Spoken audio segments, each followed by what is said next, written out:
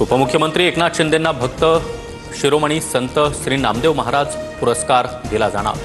आज दुपारी 1 वाजता पंढरपुरातील संत नामदेव महाराज मठामध्ये पुरस्कार वितरण सोहळा रंगणार। पंतप्रधान मोदी ब्रिटन आणि मालदीवच्या दौऱ्यात मोदी किंग चार्ल्स तिसरे यांचीही भेट घेणार।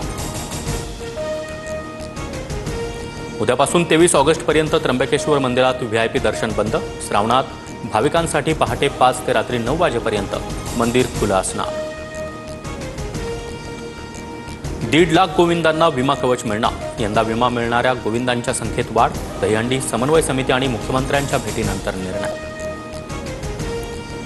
महाड MIDC मधील ड्रग्ज फॅक्टरीवर रायगड स्थानिक गुन्हे शाखेची कारवाई। 88 कोटी 92 लाखांचा अंमली पदार्थ जप्त।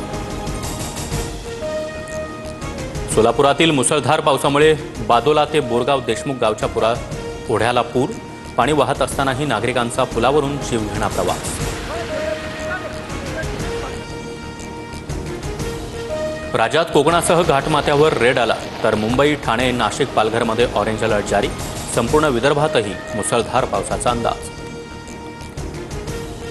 महाराष्ट्रात 91,429 हेक्टरवरील पिकांचं नुकसान। मुसळधार आणि अवकाळी पावसामुळे पिकांचं मोठं नुकसान, शेतकरी हतबल।